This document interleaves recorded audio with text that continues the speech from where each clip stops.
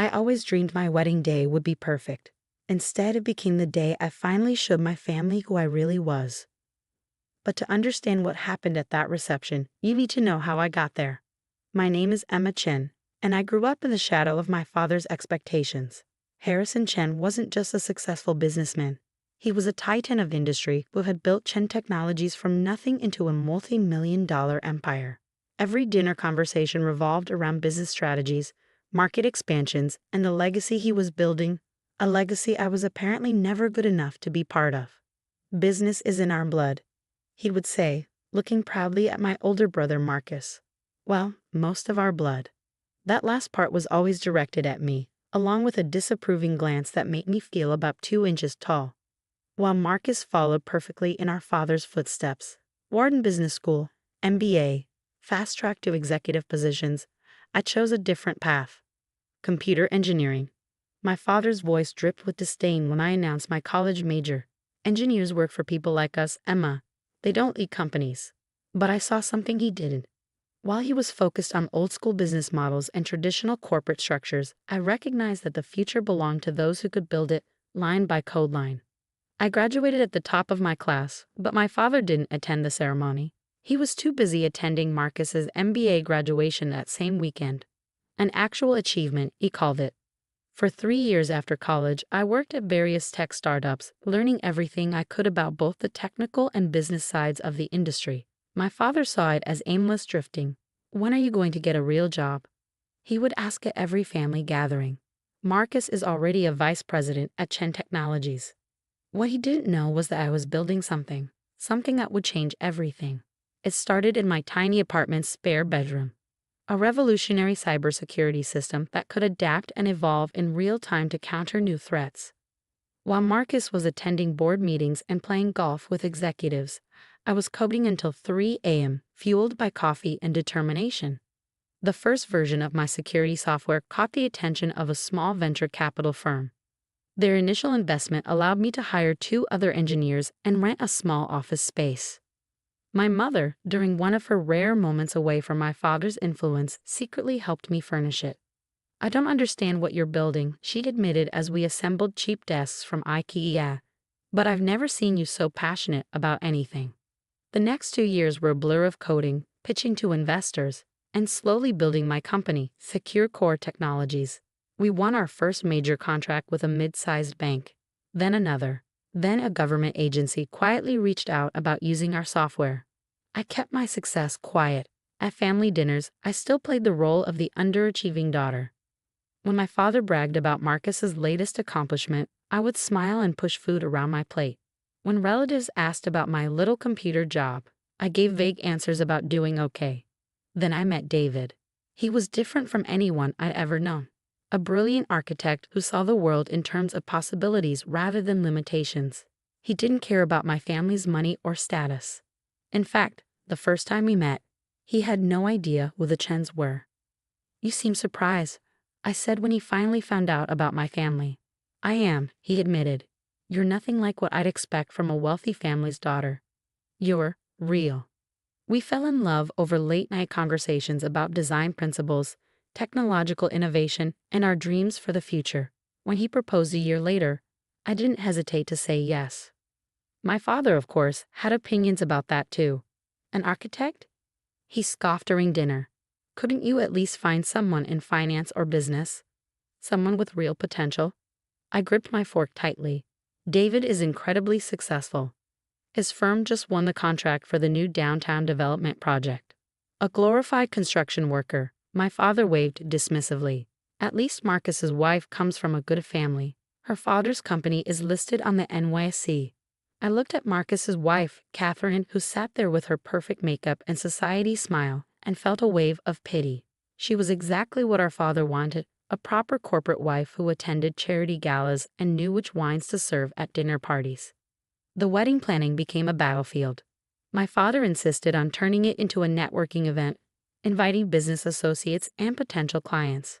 My mother tried to mediate but ultimately deferred to him, as she always did. Even Marcus pulled me aside one day at the office.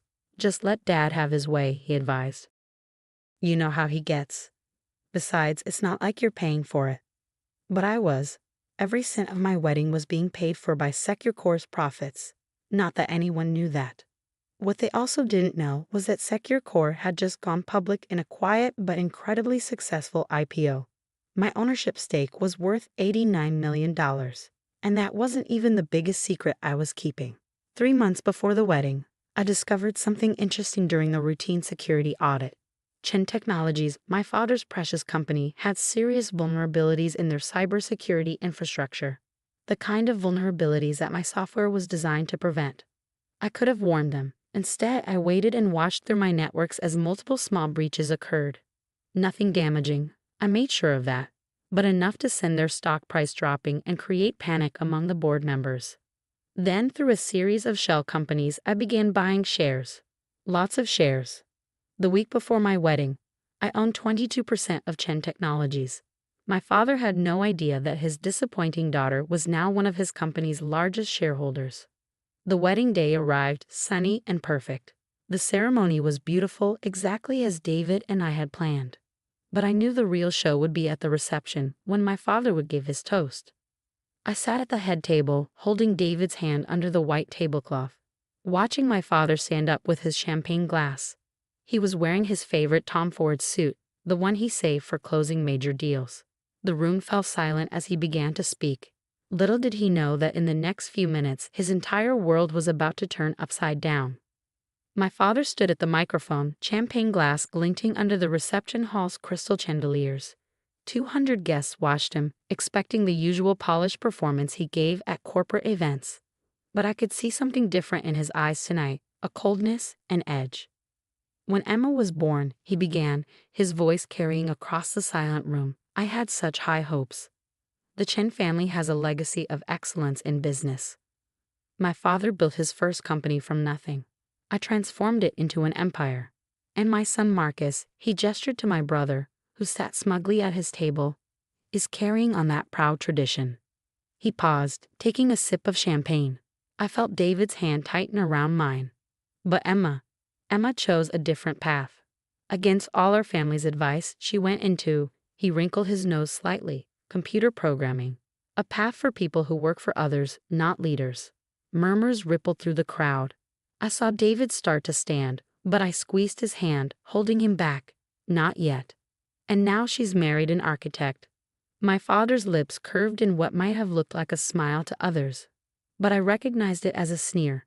I suppose we should be grateful she's found someone who can at least design the buildings that real business leaders will work in. Catherine, Marcus's wife, let out a small laugh, quickly covered by her napkin. A few of my father's business associates chuckled politely. The truth is, my father continued, his voice hardening, some people just aren't meant for greatness. Emma will never amount to anything significant. She's been, and always will be, a disappointment to the Chen legacy. The room fell silent. Even those who had laughed looked uncomfortable now. My mother stared at her plate, hands twisted in her lap. Marcus couldn't quite hide his smirk. I stood up slowly, smoothing my wedding dress. Thank you for those heartfelt words, Dad. I have a few things to say too. I nodded to Michael, my chief technology officer, who had been posing as a photographer. He pressed a button on his laptop, and suddenly the large screens around the reception hall, the ones my father had insisted on having for his business presentation later, came to life. What is this? My father demanded, but his voice faltered as he saw what was displayed. On the screens were Secure's financial statements, stock prices, and most importantly, my ownership stake. $89 million in my name alone. You see, Dad, while you were busy grooming Marcus to run your company, I was building my home. Secure Technologies, perhaps you've heard of it. We're the ones who developed the adaptive cybersecurity system that's now used by most major banks and government agencies. My father's face had gone pale. Marcus was frantically typing on his phone, probably looking up Secure's public records. But that's not all. I continued, my voice steady. 3 months ago, we discovered some interesting vulnerabilities in Chen Technologies' security infrastructure, the kind that could devastate a company if exploited by the wrong people. Another nod to Michael, and new information appeared on the screens. Stock purchases, board meeting minutes, ownership percentages. I could have warned you, I said, walking around the table to stand directly in front of my father. Instead, I watched your stock price drop as minor breaches occurred. And then, through various shell companies, I started buying shares. Understanding dawned in my father's eyes. No, he whispered. Yes, I smiled. As of this morning, I own 22% of Chen Technologies. And tomorrow when the market opens, I'll own even more because tonight, several board members will announce their retirement. Board members who, coincidentally, have all agreed to sell their shares to me. Marcus stood up so quickly he knocked over his champagne. You can't do this. Dad, she can't do this. Actually, I can. And I have. I turned to address the shocked guests. Ladies and gentlemen, I'm pleased to announce that effective tomorrow, Secure Core Technologies will begin a merger with Chen Technologies. We'll be implementing our superior security systems, modernizing their outdated infrastructure, and bringing the company into the 21st century. My father finally found his voice. You planned this. You planned all of this. I learned from the best, Dad. Isn't this what you always taught us? Identify weaknesses, seize opportunities, never show your hand until you're ready to win. The room erupted in chaos. Business reporters who had come to cover the society wedding of the year were suddenly scrambling to report on the biggest tech merger story instead. My father's face had turned an alarming shade of red, while Marcus looked like he might faint. I walked back to David, who was beaming with pride. He knew everything, of course. Had known for months. Ready to face the cameras, Mr. Chen? I asked. He grinned. Lead the way, Mrs. Chen Pierce, CEO of Secure Core Technologies. The aftermath was everything I expected and more. The merger made headlines across every business publication. Chen Technologies stock soared once investors learned of Secure Core's involvement. Marcus was quietly moved to a non-executive position, and my father had to adapt to a new reality. His first board meeting under my leadership was particularly memorable. This is the security upgrade proposal, I said, sliding documents across the table to him. I'll need your signature by the end of the day. He stared at me for a long moment, then picked up his pen. You really did it, he said quietly. You built something remarkable. Yes, I replied. I did. Without your help, without your approval, and without following your path. And that's what really bothers you, isn't it? He signed the papers without responding. As he stood to leave, he paused at the door. Your mother wants you to come to dinner on Sunday. I smiled. I'll be there. And Dad, this time, I'll give the toast. 1 year later, Chen Secure Core Technologies was valued at over $3 billion. My father still sits on the board, though now he listens more than he speaks. Marcus found his own path, starting a small consulting firm. Turns out he's better at advising businesses than running them. And my mother, she finally started speaking up at family dinners. David and I bought a penthouse overlooking the city, but we kept my old apartment where I built Secure Core's first prototype. Sometimes I go there to work late at night, remembering those early days when everyone thought I was wasting my time. The media loves to call it a revenge story, how the underestimated daughter took over her father's company, but it's really about something else.